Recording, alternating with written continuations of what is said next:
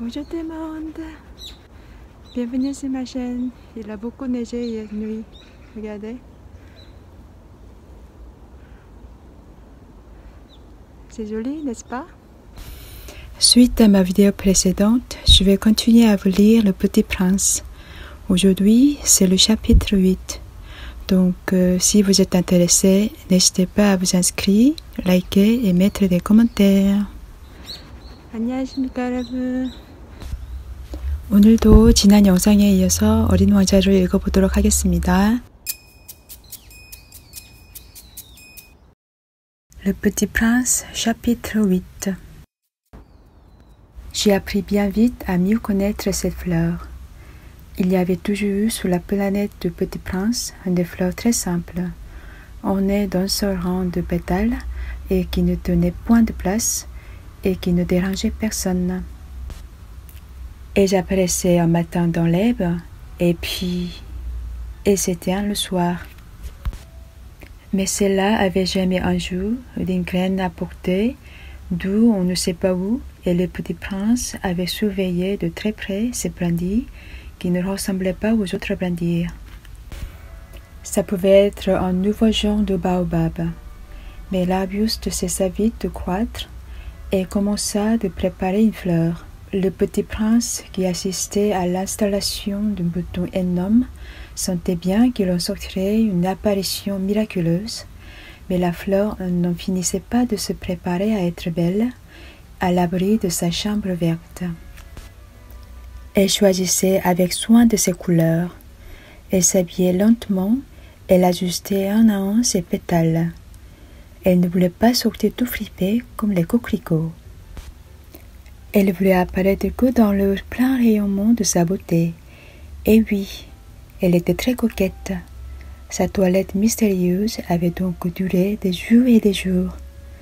Et puis, voici un matin justement à l'heure du lever du soleil, elle s'était montrée. Et elle, qui avait travaillé avec tant de précision, dit en bâillant: « Ah, je me réveille à peine.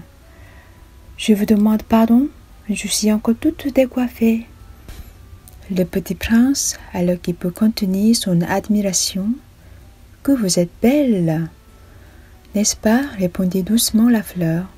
« Et je suis née en même temps que le soleil. » Le Petit Prince devina bien qu'elle n'était pas trop modeste, mais elle était si émouvante.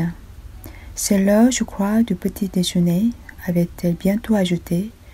« Auriez-vous la bonté de penser à moi? » Le Petit Prince, tout confus, ayant été chercher un arrosoir d'eau fraîche, avait servi la fleur.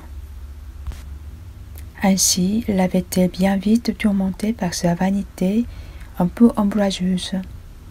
Un jour, par exemple, parlant de ses 4 épines, elle avait dit au Petit Prince: « Ils peuvent venir les tigres avec leurs griffes. » « Il n'y a pas de tigre sur ma planète, » avait objecté le Petit Prince. « Et puis, les tigres ne mangent pas d'herbe. »« Je ne suis pas une herbe, » avait doucement répondu la fleur. « Pardonnez-moi. Je ne crains rien des tigres, mais j'ai horreur de courant d'air. Vous n'auriez pas un paravent? »« Horreur de courant d'air? Ce n'est pas de chance pour une plante, » avait remarqué le Petit Prince. Ces fleurs est bien compliqué. Le soir, vous me mettrez sur globe. Il fait très froid chez vous. C'est mal installé. Là d'où je viens. Mais elle s'était interrompue. Elle était venue sous forme de graine. Elle n'avait rien pu connaître des autres mondes. Humiliée de s'être laissée surprendre à préparer un mensonge aussi naïf, elle avait toussé 2 ou 3 fois pour mettre le Petit Prince dans son tort.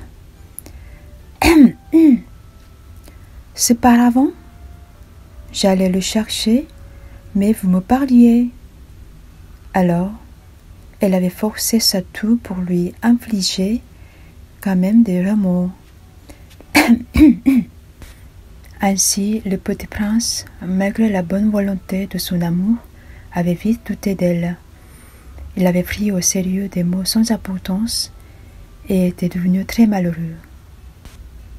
J'aurais dû ne pas l'écouter, me confia-t-il un jour. Il ne faut jamais écouter les fleurs. Il faut les regarder et les respirer. La mienne embaumait ma planète, mais je ne savais pas m'en réjouir. Cette histoire de griffes, qui m'avait tellement agacée, eut dû m'attendrir. Il me confia encore. Je n'ai alors rien su comprendre.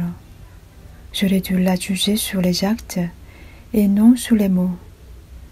Elle m'embaumait et m'éclairait. Tu n'aurais jamais dû m'enfuir. J'aurais dû devenir sa tendresse derrière ces pauvres roses. Les fleurs sont si contradictoires. Mais j'étais trop jeune pour savoir l'aimer. 과거를 회상하면 우리는 어린 왕자처럼 항상 두 가지 감정이 교차하는 것 같아요. 그때는 그럴 수밖에 없었어. 아니면 왜 그렇게 하지 못했을까? 과거는 바꿀 수 없으니 이제부터라도 후회하지 않는 삶을 사는 게 중요한 것 같아요.